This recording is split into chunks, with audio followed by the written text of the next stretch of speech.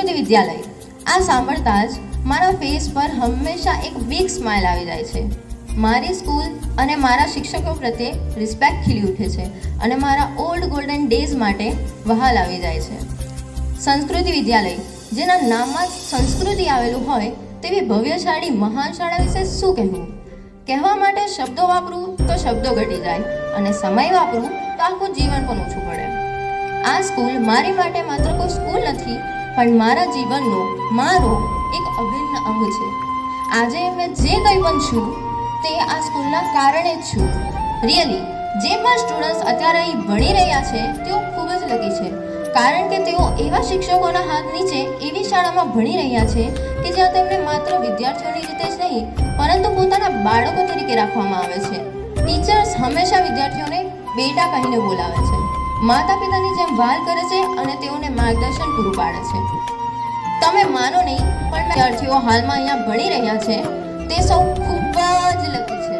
તેઓ સંસ્કૃતિ વિદ્યાલય achiever English medium સ્કૂલમાં ભણી રહ્યા છે.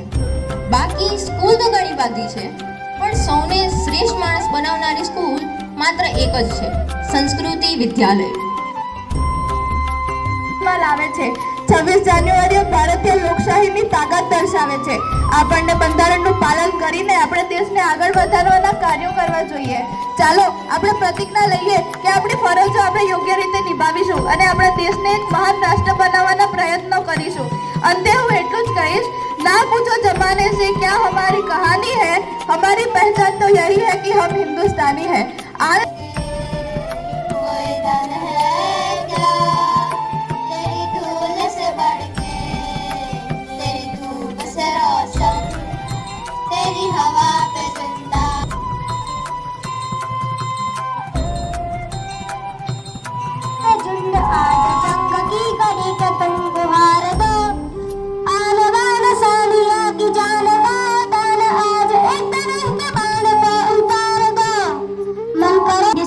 Republic Day of India.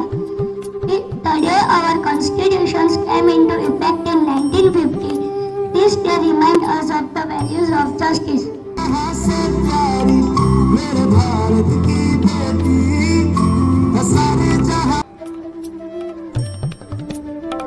प्रिय देशवासियों, आप सबने 2026 प्रजासत्ताक दिवस की शुभेच्छाओं.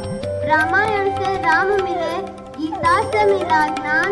रामायण से राम मिले, गीता से मिला ज्ञान. भाग्य में हिंदू धर्म मिला, भाग्य में हिंदू धर्म मिला, किस्मत से हिंदुस्तान.